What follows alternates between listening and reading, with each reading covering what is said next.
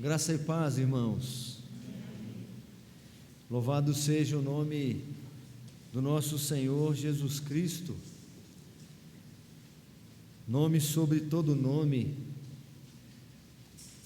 O apóstolo Pedro diz que foi o nome, é o único nome dado entre os homens pelo qual importa que sejamos salvos.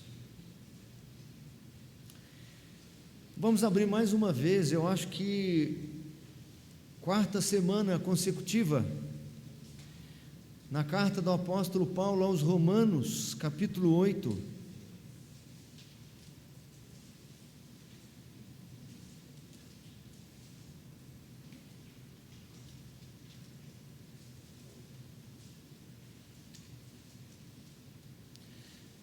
Romanos capítulo 8, 29 e o 30.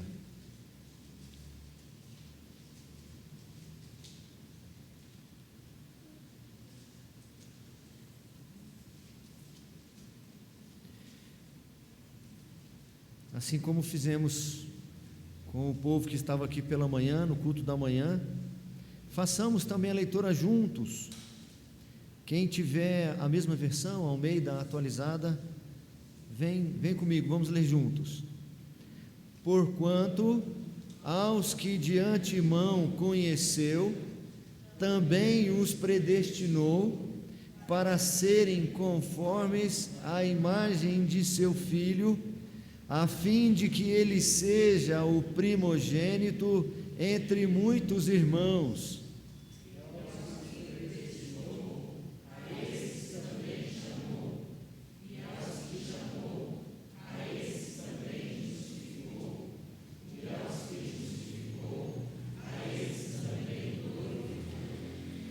Vamos orar mais uma vez.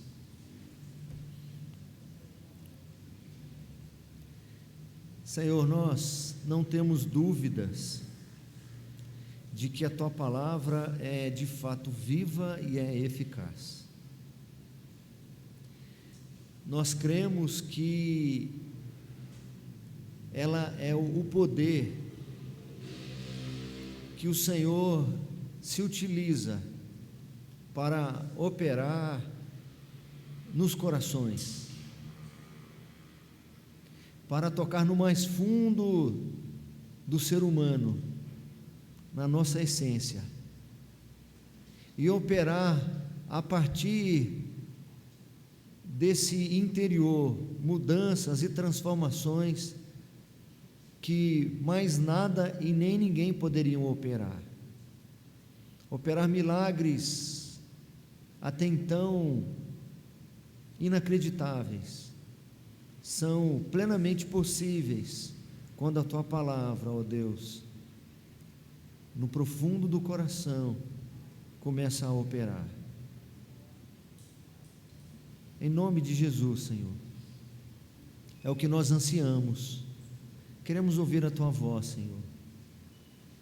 Existem muitas vozes no nosso dia a dia, existem muitos apelos, muitos convites, muitas possibilidades, muitas prioridades, muitas urgências, e nesta hora, Senhor, assim como a Tua palavra nos ensina, queremos que a nossa mente seja levada cativa à Tua presença, e que nenhuma outra voz, nenhuma outra urgência, nenhuma outra aparente necessidade, nada seja mais importante do que ouvir a Tua voz. É o que te imploramos em nome de Jesus. Amém. Como seres racionais, nós precisamos fazer reflexões, autoavaliações. E qualquer pessoa deveria, em algum momento, fazer uma pergunta para si mesmo: aonde eu estou indo? Ou para onde eu estou indo? Essa conduta, essa postura, me levaria para onde? Ou está me levando para onde? Quando nós conhecemos um pouco mais a palavra de Deus, e aí nós deixamos de ser simplesmente aquele ser humano natural que naturalmente faria essa autorreflexão, nós passamos a fazer algumas reflexões que são mais relevantes ainda do que essa. Nós passamos a fazer, ou deveríamos fazer. É importante saber para onde estamos indo, é importante. Mas o mais relevante para nós é sabermos com quem estamos indo. É interessante que essa é uma premissa bíblica. Quando a Bíblia chama Abraão de pai da fé, de uma pessoa que, dentre todas as demais, e apesar das suas inúmeras falhas e fraquezas, é uma referência de alguém que creu no Senhor, e isso lhe foi imputado por justiça. Quando nós lemos um pouco sobre Abraão, agora não lá em Gênesis, mas na carta aos Hebreus, quando o autor está ali no capítulo 11, definindo fé e apresentando modelos de fé, ele naturalmente menciona Abraão. E um diferencial na vida de Abraão não é apenas que Abraão tinha interesse em saber para onde ia. Tem um momento em particular que ele não consegue responder essa pergunta. Na realidade, ele nem faz essa pergunta. A atenção dele está com quem ele ia. E o texto lá de Hebreus diz assim: Abraão saiu sem saber para onde ia, mas ele sabia com quem ele ia. Uma reflexão para nós é esta: com quem eu estou caminhando? Quem eu sigo? Para citar mais um exemplo apenas, nós vamos encontrar no Evangelho de João, Jesus Cristo, no dia seguinte de ter multiplicado pães e peixes, ele é seguido pela mesma multidão que na véspera usufruíra desse privilégio, comeram pão e peixe que Jesus multiplicara, e eles querem mais, eles querem encher a barriga, eles têm necessidades e interesses humanos, e Jesus então começa a redirecionar o alvo deles. Vocês não têm que se preocupar com o alimento material, tem algo mais nobre para vocês. Eu sou o pão vivo que desceu do céu, quem de me comer jamais terá fome. As pessoas estavam interessadas nas bênçãos de Jesus, e Jesus diz que o mais importante é o Jesus que pode proporcionar essas bênçãos. E as pessoas começam a se incomodar, e elas começam a falar entre si: duro esse sermão, quem pode ouvi-lo? E começam a abandoná-lo. Aquela multidão começa a ir embora, desmotivada. Não deu certo. Pior ainda, que dos próprios discípulos de Jesus, daqueles muitos seguidores que Jesus tinha, também começaram a abandoná-lo, a ponto de ficarem apenas os 12. E Jesus, sem qualquer preocupação de ter a igreja cheia, ou de ter muitos seguidores, ele pergunta para os 12: vocês também querem se retirar? Aí Pedro se adianta, como sempre, e faz a seguinte exclamação: Senhor, para quem iremos? Parece sem lógica, porque ele não faz a seguinte pergunta: para onde nós iremos? Ou para onde nós iríamos? Ele então faz a pergunta, que é a reflexão que nós precisamos fazer: para quem iremos? Porque só tu tens as palavras da vida eterna. Nós temos aprendido aqui semana após semana, há 5 semanas que vem falando sobre o Evangelho. Na primeira semana, o mesmo tema: o Evangelho é o poder de Deus, pregando lá na carta do apóstolo Paulo a Timóteo. Depois, só nessa carta aqui aos Romanos, no capítulo 8, nesses 2 versículos, já é a 4ª semana. Nós já temos descoberto, aprendido ou relembrado, para alguns que já sabiam, obviamente, que o Evangelho é o poder de Deus. Por quê? Porque o Evangelho apresenta para nós a salvação que foi elaborada, planejada antes da fundação do mundo. a predestinação. O Evangelho é o poder de Deus porque nos apresenta a salvação da persuasão do pecado, da atração do pecado, apresentando para nós o chamado de Deus, que é um chamado eficaz, a vocação eficaz, e o chamado de Cristo é eficaz, e o chamado do pecado não é eficaz. O Evangelho apresenta isso para nós. O Evangelho não só traz a notícia, como o próprio Evangelho é esta verdade em si. Nós já vimos também que o Evangelho, que é o poder de Deus, ele também é a salvação do poder do pecado, que é a obra da regeneração, que é o transplante daquele coração insensível às coisas do Senhor para um coração sensível.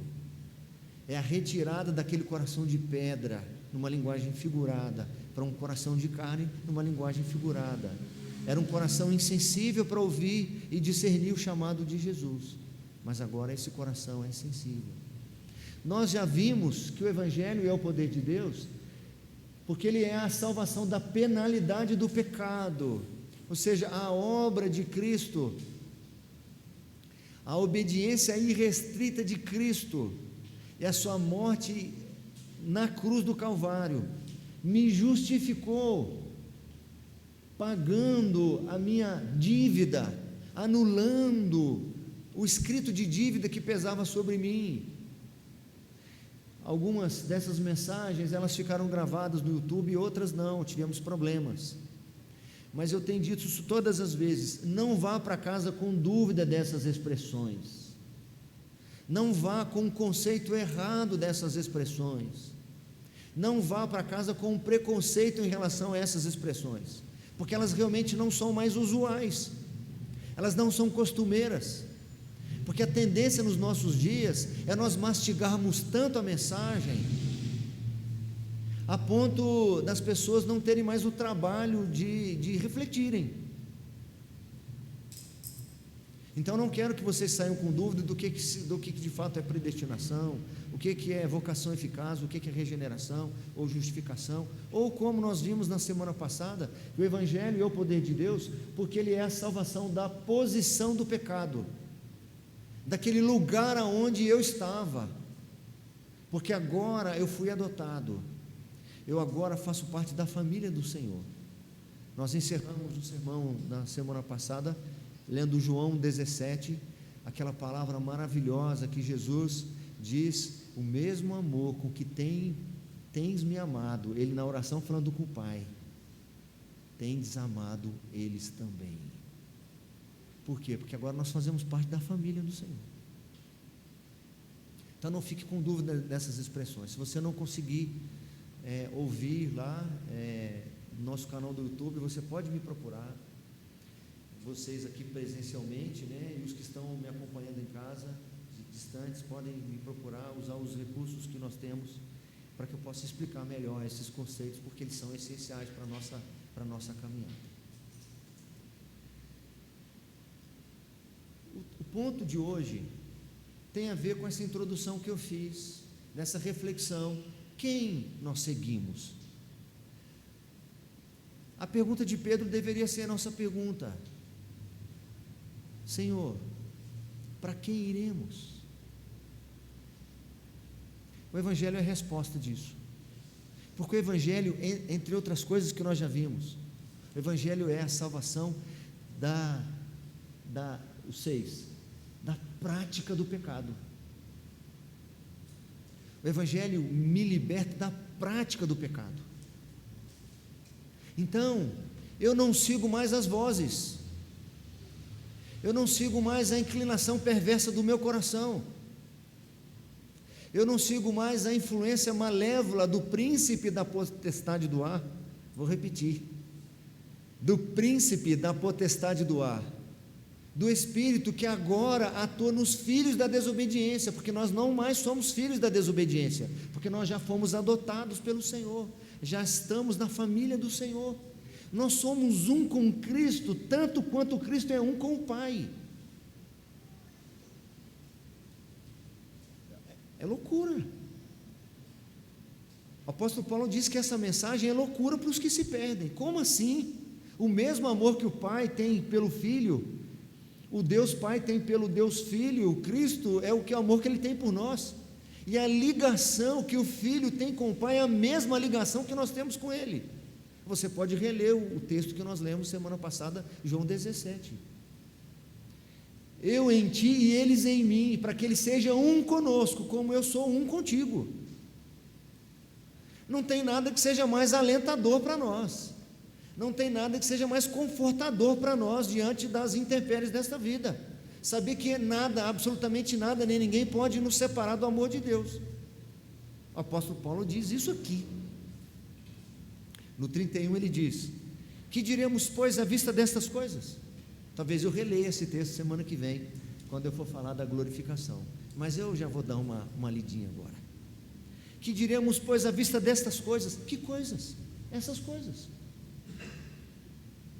Se Deus é por nós, quem será contra nós? Aquele que não poupou o seu próprio Filho, antes por todos nós o entregou, porventura não nos dará graciosamente com Ele todas as coisas? Mas eu tenho mais uma pergunta, diz o apóstolo Paulo, uma pergunta retórica. Os adolescentes aí, jovens que estão anotando, talvez seja uma pergunta nova, uma palavra nova aí, né? No livrinho de vocês, retórica. Anota aí para depois descobrir. É uma pergunta que ele não quer resposta, ele mesmo está fazendo a pergunta, ele mesmo vai responder. Quem tentará acusação contra os eleitos de Deus? Quem vai fazer isso? Algumas semanas atrás eu li com vocês um texto aqui do profeta Zacarias, e o profeta Zacarias está tendo uma visão lá do trono, e na visão Zacarias descreve o seguinte: quando o sumo sacerdote Josué se apresentava diante do trono, Satanás estava à sua direita para se lhe opor. E quando a gente continua lendo o texto, a gente percebe que Josué estava de fato com as vestes manchadas, sujas, porque ele era um pecador. Mas na continuação do texto, que é uma mensagem evangelística, que é uma mensagem alentadora, apresenta que apesar de sermos pecadores, o Evangelho me liberta da prática do pecado. É por isso que o apóstolo Paulo pergunta: quem tentará acusação contra os eleitos de Deus? Se é o próprio Deus que os justifica. O próprio Deus que vai julgar, que poderia condená-los, é o mesmo Deus que diz assim: eu os absolvo, eu justifico a falta deles. É como se o seu patrão, que pudesse te descontar o dia que você faltou no trabalho, é o médico que te atendeu, e ele fez o atestado para si mesmo. Como que alguém vai te acusar para o seu patrão, porque o próprio patrão fez o atestado dizendo que você está justificado da sua falta? E quem os condenará? É Cristo Jesus, quem morreu, ou antes, quem ressuscitou, o qual está à direita de Deus e também intercede por nós.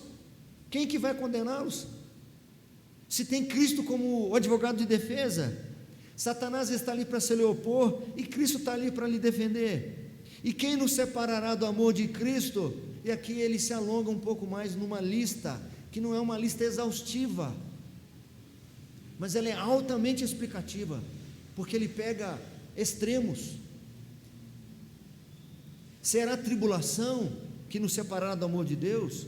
Será a angústia? Será a perseguição? Será a fome? Ou a nudez? Ou será o perigo? Ou será a espada? Como está escrito: por amor de ti, somos entregues à morte o dia todo, fomos considerados como ovelhas para o matadouro. Em todas estas coisas, porém, somos mais que vencedores por meio daquele que nos amou, porque eu estou bem certo de que nem a morte, nem a vida, nem os anjos, nem os principados, nem as coisas do presente, nem do porvir, nem os poderes, nem a altura, nem a profundidade, nem qualquer outra criatura poderá separar-nos do amor de Deus que está em Cristo Jesus, nosso Senhor.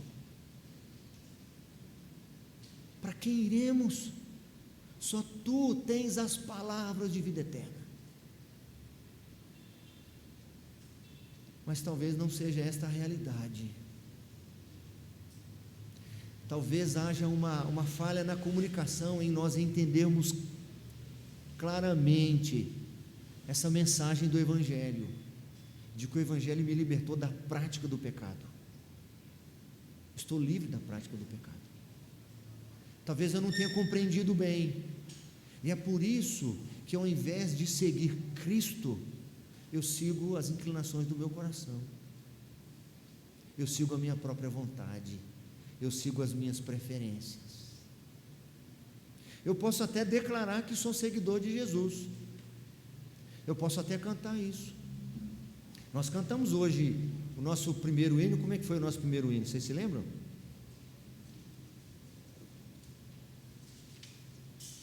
Pedro já deu a dica ali, né, Pedro? Como é que é o primeiro hino que nós cantamos hoje? União com Deus. E a gente cantou o quê? O comecinho pelo menos aí da estrofe. Vamos lá?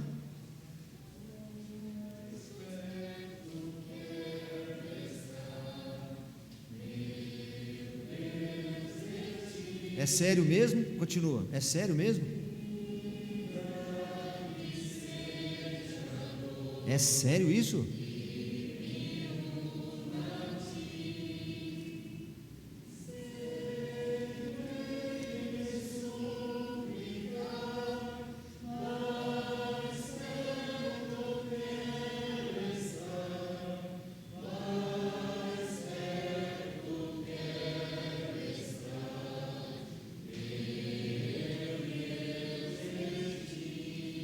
Comecinho das estrofes. Mesmo vagando aqui na solidão, de noite a descansar. O quê? A terceira. Minha alma cantará.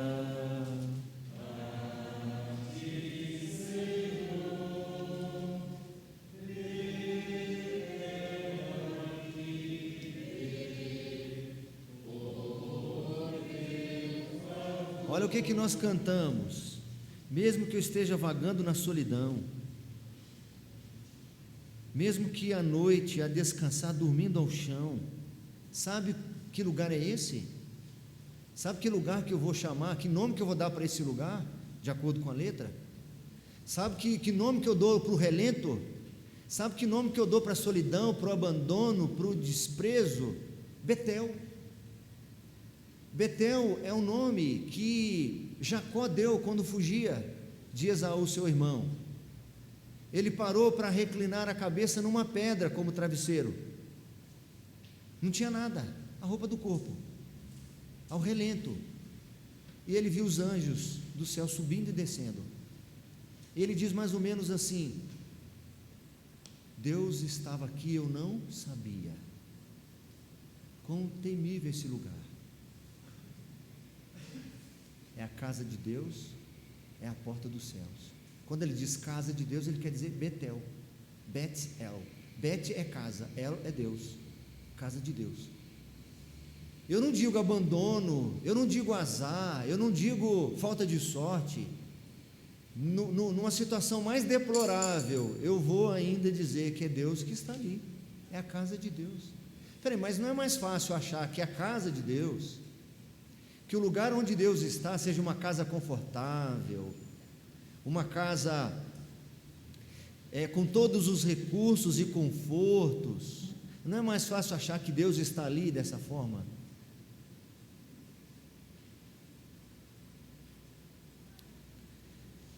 Nós podemos até cantar: mais perto quero estar de ti, meu Senhor, sou teu, tua voz ouvi. Aí lá no refrão vai dizer assim, esse outro hino: mais perto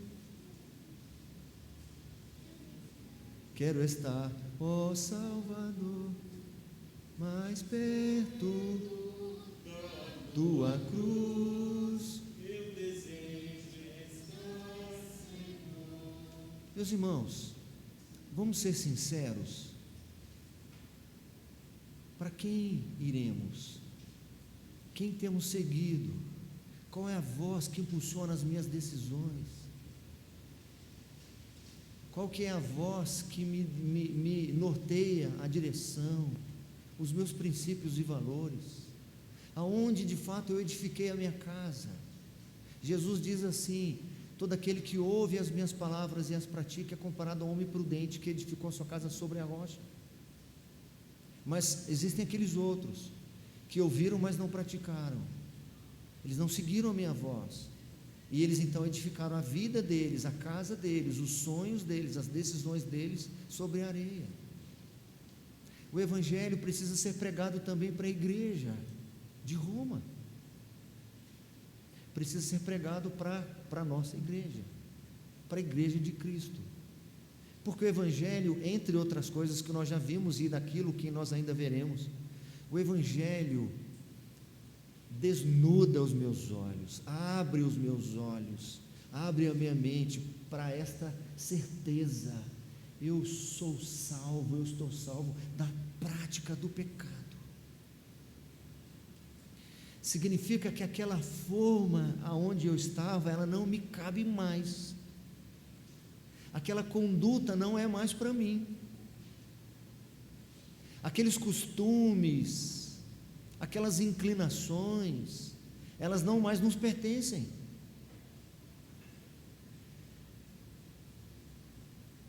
Nós veremos, se Deus permitir, na semana que vem, que diferente dos outros, que são apenas ação exclusiva do Senhor, a salvação, há espaço para nosso engajamento.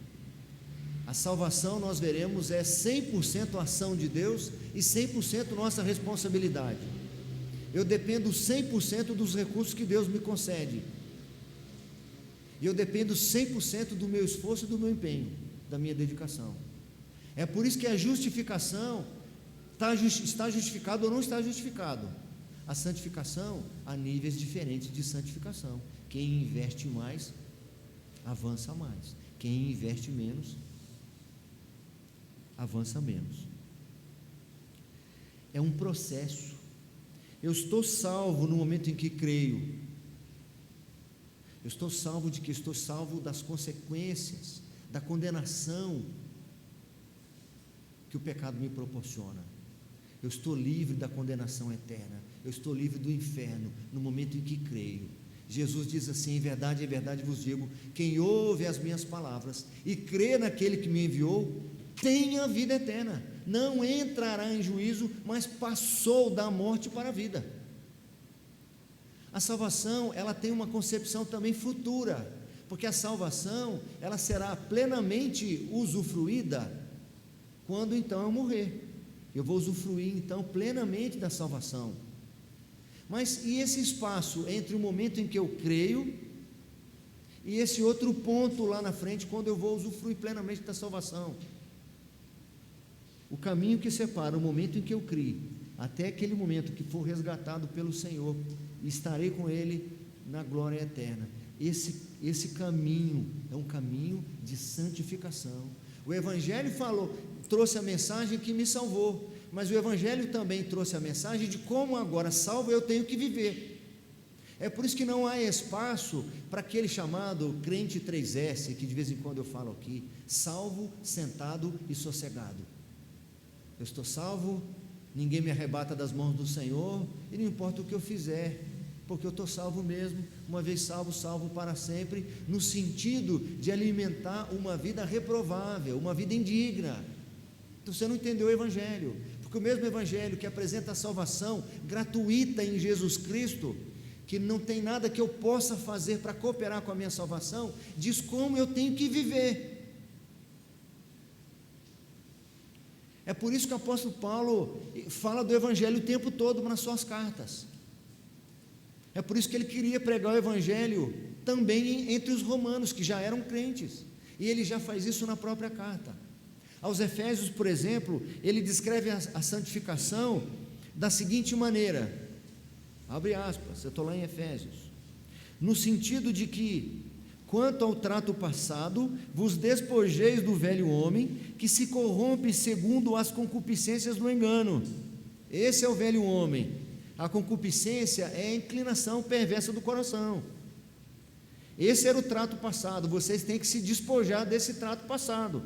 Vocês têm que se despir desse velho homem. Se despoje disso, abra mão disso, larga a mão disso, e vos renoveis no espírito do vosso entendimento, e vos revistais do novo homem, criado segundo Deus, em justiça e retidão, procedentes da verdade. É algo contínuo, dinâmico. Se eu sou de fato salvo, se eu fui de fato salvo em Cristo Jesus, se eu faço parte da família de Deus, eu preciso expressar isso na minha vida. Aos Efésios, o mesmo apóstolo Paulo que disse: Ele vos deu vida, estando vós mortos nos vossos delitos e pecados, nos quais andastes outrora, segundo o curso deste mundo, segundo o príncipe da potestade do ar, do espírito que agora atua nos filhos da desobediência, e éramos por natureza filhos da ira, segundo as inclinações da vossa carne, e éramos por natureza filhos da ira, como também os demais. O mesmo apóstolo Paulo que diz: mas Deus, sendo rico em misericórdia, por causa do grande amor com que vos amou, e estando vós mortos nos vossos delitos e pecados, vos deu vida juntamente com Cristo, e vos fez assentar nos lugares celestiais com Cristo. Já ressuscitou vocês espiritualmente, que diz que é pela graça sois salvos, mediante a fé. E isto, ou seja, essa fé não vem de vós, é dom de Deus, não é de obras para que ninguém se glorie. Ele disse o seguinte: pois somos feitura dele, criados em Cristo Jesus para as boas obras, as quais Deus preparou de antemão para que andássemos nelas. Que boas obras são essas?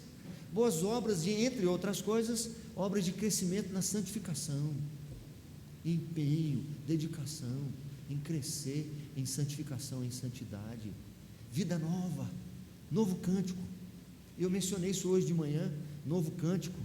A gente tem a ideia às vezes de achar que o novo cântico tem a ver com uma letra nova, uma melodia nova. Então vamos cantar um cântico novo, pastor. A Bíblia diz cântico novo, não vou ficar cantando cântico antigo. Não tem nada disso. Os salmistas, quando falam de novo cântico, falam de nova vida. A melodia pode ser a mesma, a letra a mesma, mas é um coração novo. E eu até perguntei se alguém se lembrava de algum cântico, que falava disso. Eu não estava me lembrando. Foi você, Isabel? Foi a Simone. Como é que foi? Cantai ao Senhor um cântico novo. Quem conhece? Vamos cantar um pedacinho? Cantai ao Senhor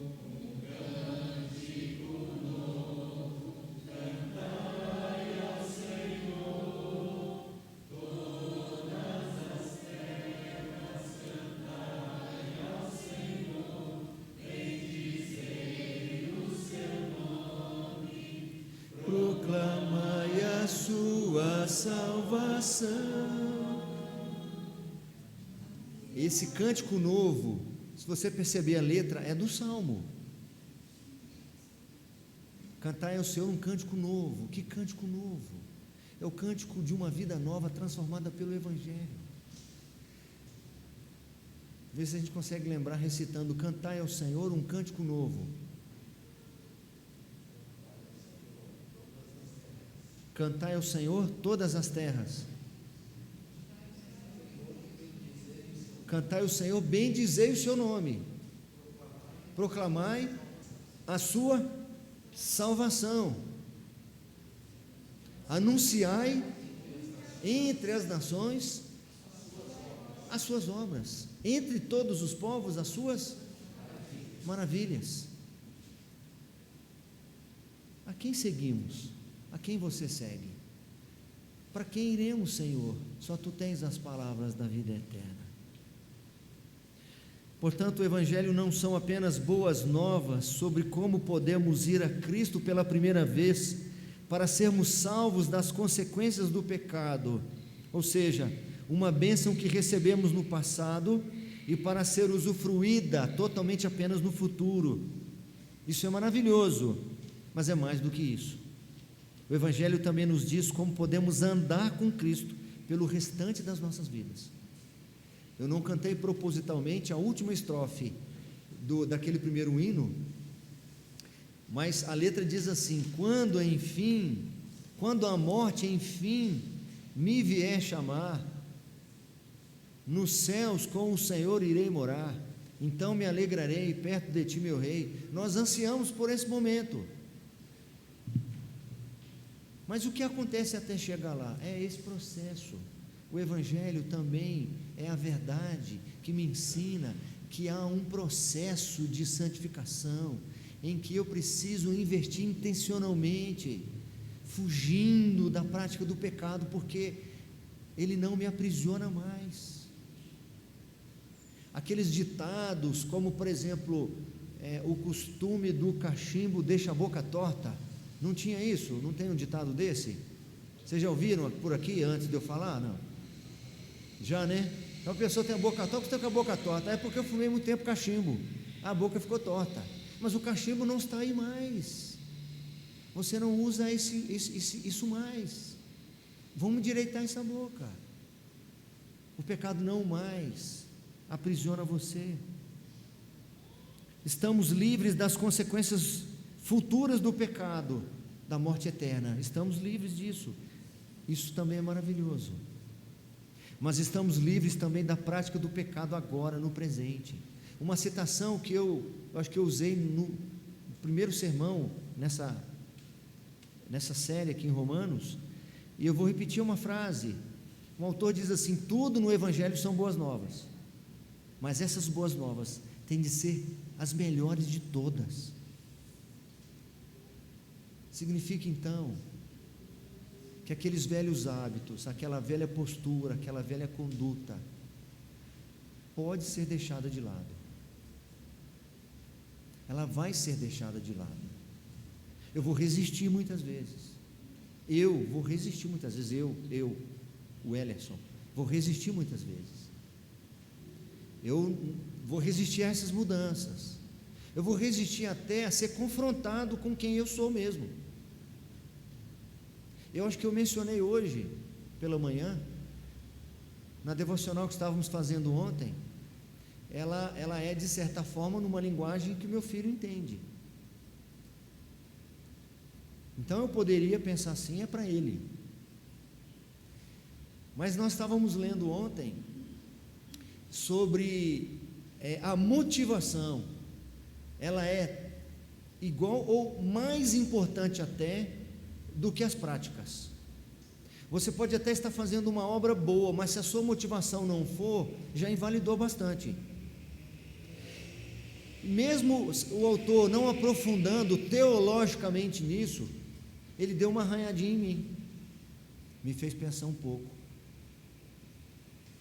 Muitas vezes o nosso ativismo na obra, o nosso engajamento nas coisas do Senhor, nosso desprendimento, nosso voluntariado, etc., encobre às vezes motivações egoístas, encobre às vezes a soberba, a altivez, encobre muitas vezes orgulho, inveja. É porque a gente tem inveja, porque a gente quer fazer melhor do que o outro, é por isso que a gente fez. A boa nova do Evangelho é que isso não precisa continuar assim para sempre, ainda que isso seja uma luta constante, e vai ser uma luta até o último dia da minha vida nessa terra. Eu preciso saber que a notícia é tão tremenda e maravilhosa, de que eu estou liberto disso. Eu vou escorregar algumas vezes, mas eu não preciso praticar isso mais. Isso significa que aquele linguajar pode ser deixado de lado. Aonde eu depositava os meus olhos que entristecia o Senhor, isso não precisa perdurar. Aonde as minhas mãos tocavam e que apagavam o Espírito Santo, não precisa continuar. Eu não preciso continuar naquela mesma conduta reprovável, proporcionando tristeza no Espírito Santo do Senhor.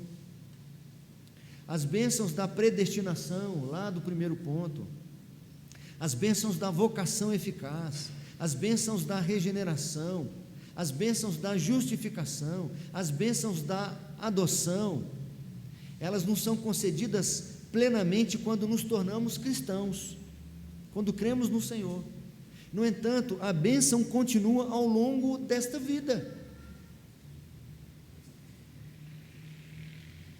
Deus nos torna cada dia mais parecidos com Cristo pela obra progressiva do Espírito Santo.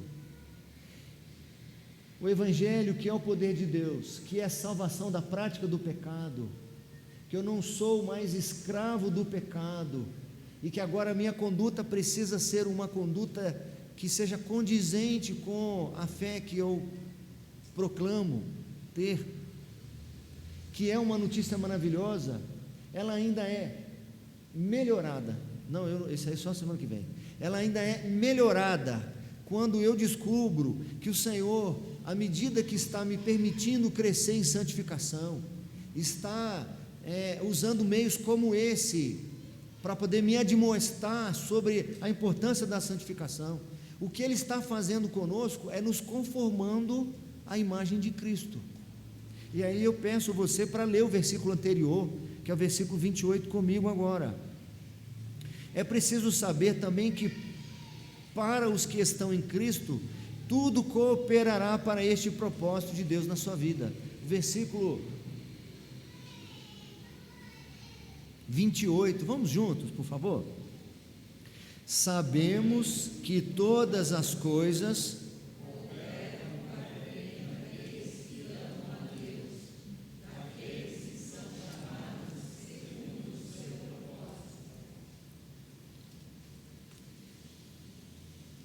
o apóstolo Paulo diz: sabemos, nós temos consciência. Eu estou pregando o Evangelho para vocês, mas vocês já ouviram o Evangelho, vocês conhecem essas boas notícias, vocês precisam descobrir que esse ponto A, em que você creu em Jesus Cristo, e se tornou um discípulo de Jesus Cristo, recebeu a vida eterna, essa distância entre o ponto A e o ponto B, que você vai usufruir plenamente desta salvação, há um propósito de Deus se desenrolando na sua vida, e tudo cooperará para que esse plano de Deus, esse propósito, se cumpra na sua vida.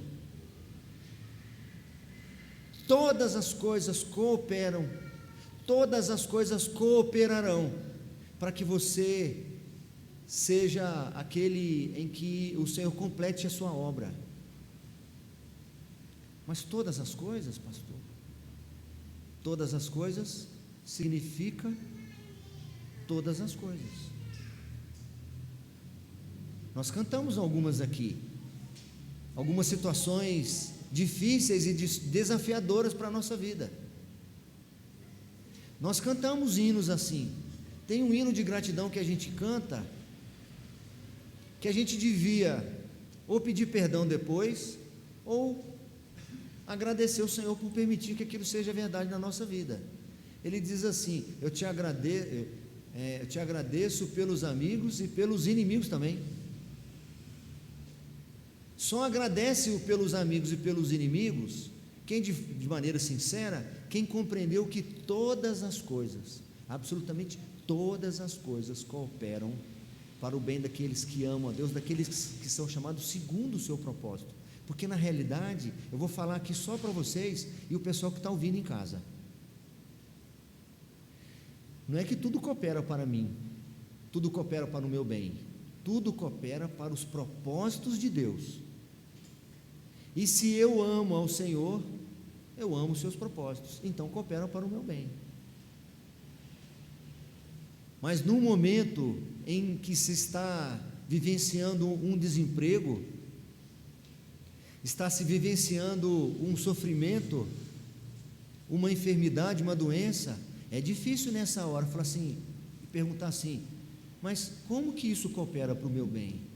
Como que ficar desempregado ao mesmo tempo que o meu filho fica doente coopera para o meu bem? Eu não consigo entender. Eu não consigo entender que eu estou tendo que viver uma humilhação. Eu não consigo entender porque que depois de poder ajudar tantas pessoas, como eu ajudei no passado, eu agora há 6 meses dependendo de cesta básica. Eu não consigo entender como que isso coopera para o meu bem. Coopera para o propósito de Deus na sua vida. E qual que é o propósito de Deus na sua vida? É o que nós já lemos várias vezes, que está aí no versículo 29. Porquanto, é uma sequência, porquanto aos que de antemão conheceu, também predestinou. Conheceu para quê? Predestinou para quê? Para serem conformes à imagem do seu Filho. Conforme aí, para quem está anotando aí, os adolescentes, principalmente algumas crianças, conforme significa na mesma forma, ter o mesmo modelo. Todas as coisas cooperam para que o Senhor me coloque na forma de Cristo, no formato de Cristo. Orgulho é o formato de Cristo, orgulho não é o formato de Cristo. A avareza é o formato de Cristo, não é o formato de Cristo. Na forma de Cristo, essas coisas estão ausentes. Então o Senhor, muitas vezes, envia situações difíceis para me humilhar, para me prostrar, porque é um instrumento valoroso para confrontar com o orgulho, por exemplo. O orgulho não se rebaixa. O orgulho não se rebaixa.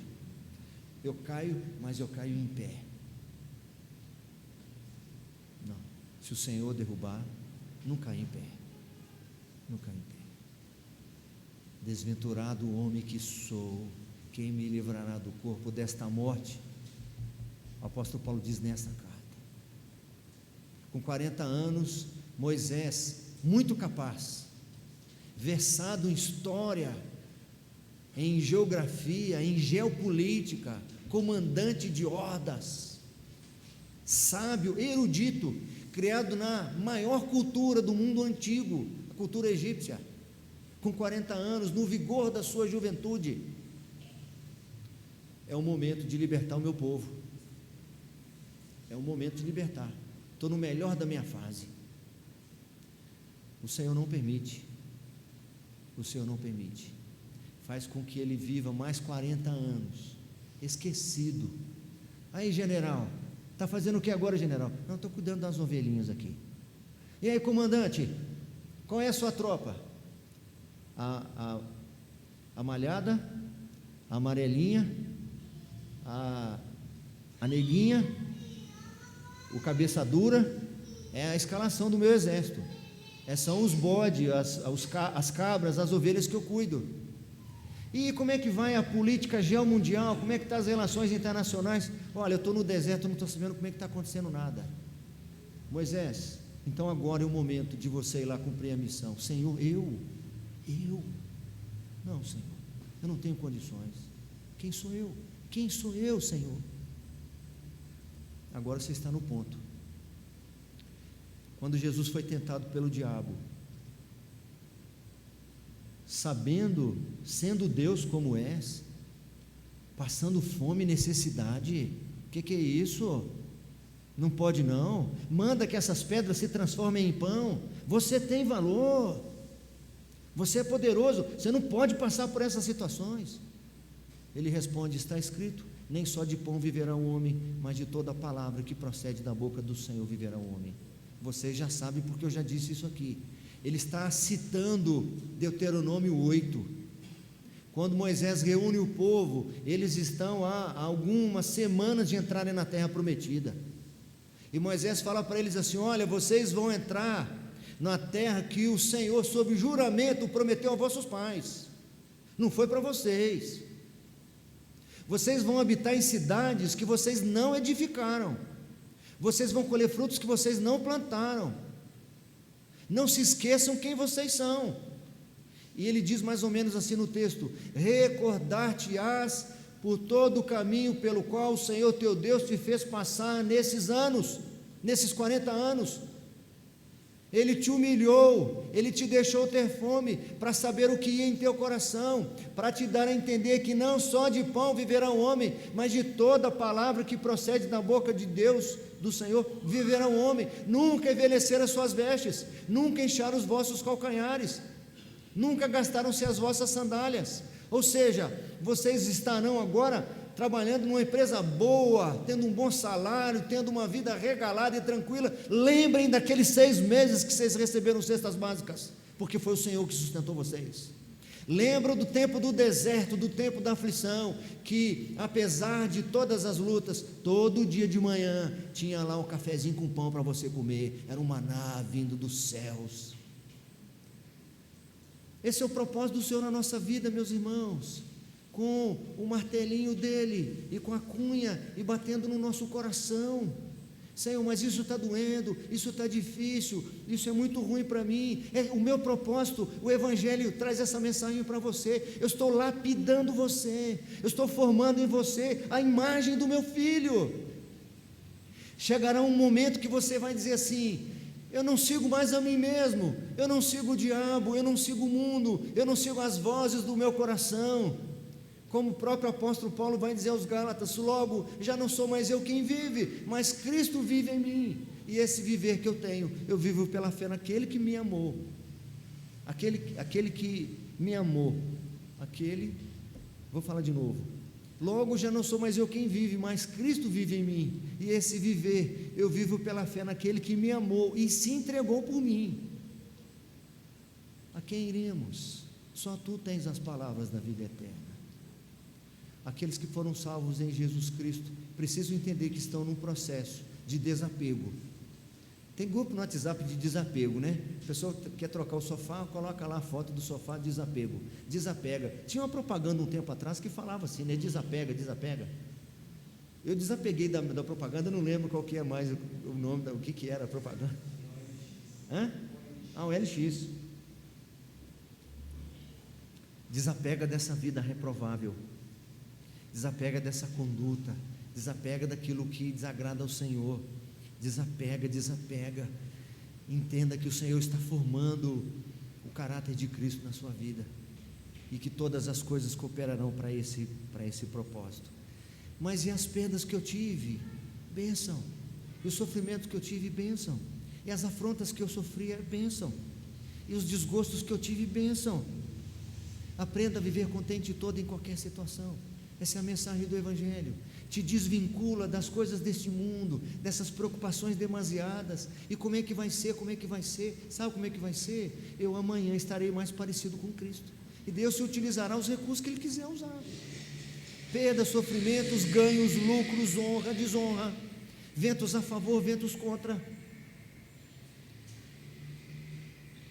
Para finalizar, na sexta-feira estávamos vindo para cá, e tinha um acidente, alguma coisa na estrada que não estava fluindo, a Castelo estava parada, andava um pouquinho, parava, andava, parava. Acabamos de passar no pedágio, eu falei assim com a minha esposa e com o meu filho, eu disse assim: esse negócio de andar e parar é complicado, daqui a pouquinho vai ter umas batidinhas aí, esse negócio de anda, para, o de trás não para, aí ele bate, o da frente. Não deu 5 minutos, nós deu uma fluída, andamos, aí parou, o outro parou, o que estava na frente parou, eu também parei, e o que veio atrás não parou, pá, na traseira do carro, certo? E a gente com pressa para chegar aqui, o trânsito já estava complicado. Então você tem algumas alternativas, uma delas, e esse trânsito não anda, eu preciso chegar lá até as 4 horas, tem consulta no oftalmologista, eu já não estou enxergando direito, preciso trocar meu óculos. Senhor, como é que faz? Se fosse o filme lá daquele do Jim Carrey, que ele virou Deus, não tem um negócio assim? Que? Todo poderoso, ele está indo para o trabalho, aquele tanto de trânsito lá, aquele tanto de carro, ele fala alguma coisa, os carros tudo encostam, ele vai para parar. Então, eu vou usar minha fé, Senhor, faz abrir esse trânsito, Senhor, eu preciso chegar lá, Senhor, e o coração vai, tá certo? É numa dessa que um jovem de 50 anos passa mal. Mas outra alternativa foi o que passou na minha cabeça na hora. Eu me lembrei de uma série de sermões que eu preguei em Jonas, o Deus que se revela no livro de Jonas. E dentre os pontos lá do sermão, que nós ficamos umas 3 ou 4 semanas lá no livro de Jonas, eu falei lá, por exemplo, que Deus age conforme a sua agenda, né, no seu tempo, e controla o macro e o micro. Deus mandou Jonas ir para Nínive e ele resolveu ir para Tarsis. Ele levou dias para começar a viajar, ele pagou a passagem, embarcou, foi viajar, e Deus deixou. Mas ele não está desobedecendo. Mas eu tenho meus planos, vai. Sossega aí. Ele controla as forças da natureza. Mas por que o senhor fez isso tudo? Não era mais fácil impedir Jonas de entrar no barco e já fazer ele direto para Nínive? Não, mas eu tenho os meus planos. Eu queria alcançar um grupo de marinheiros. Eu queria alcançar o capitão do navio. Por isso que eu deixei Jonas ir para lá. Começa a ter uma conversa lá entre eles. De repente um deles diz assim: mas e esse moço está dormindo ali? Será que ele não tem alguma responsabilidade? Não foi o diabo que fez essa conversa. Deus domina até as conversas. Deus domina o lançar sortes. E eu me lembrei que no dia que eu preguei, eu falei assim: a gente precisa ser um pouco mais crente e não ficar desesperado quando a gente quer ir para um lugar e o farol fecha, a gente já roubou a nossa paz, nossa espiritualidade. A gente canta no domingo: tu és soberano sobre a terra, sobre o céu. Na segunda-feira eu vou trabalhar, o farol fechou, o senhor não é soberano nada, o senhor perdeu o controle. Está certo? Eu que controlo o meu tempo. Quem sabe essa não é a alternativa do moço que bateu na traseira do meu carro, ouvir o Evangelho de Cristo. Talvez não fosse melhor eu ter vindo rápido mesmo, talvez lá na frente tivesse uma coisa pior. Ou eu sigo o Senhor, ou eu sigo a mim mesmo. Ou eu entendo que o Senhor está lapidando a minha vida e moldando a imagem de Cristo, ou eu vivo como se eu não fosse um crente em Cristo, e me alicerçando nessa certeza: eu creio no Senhor, eu estou salvo, mas eu não demonstro essa crença. E se eu não demonstro essa crença, talvez eu não creia mesmo, talvez eu não siga Jesus nada, talvez eu não seja salvo. O Evangelho da graça salvadora em Jesus Cristo é um instrumento que não somente traz às pessoas que estão mortas em seus pecados, mas também renova a vida onde os crentes se abalaram. A igreja de Roma precisava ouvir o Evangelho. A igreja de Éfeso precisava ouvir o Evangelho. Eu preciso ouvir o Evangelho. Nós todos precisamos ouvir o Evangelho. Se você tiver alguma dificuldade de entender qualquer um desses pontos anteriores, eu repito, eu estou à disposição. Se você puder voltar semana que vem ou acompanhar de casa, os que estão acompanhando, nós vamos para o último ponto e um fechamento total, que a salvação significa também a presença do pecado, que é a glorificação. Isso precisa estar também no nosso livro de cabeceira, na nossa perspectiva de vida. Muitas vezes nós nos esquecemos que tudo que nós vivemos terá um fim. Nós devemos ser o povo da esperança, e para nós a esperança não é a última que morre. Para nós a esperança nunca morre, porque a nossa esperança não é uma ideia, um desejo. Para nós a esperança é um nome sobre todo nome, o único dado entre os homens, pelo qual importa que sejamos salvos: Jesus Cristo. Vamos ficar em pé e vamos orar.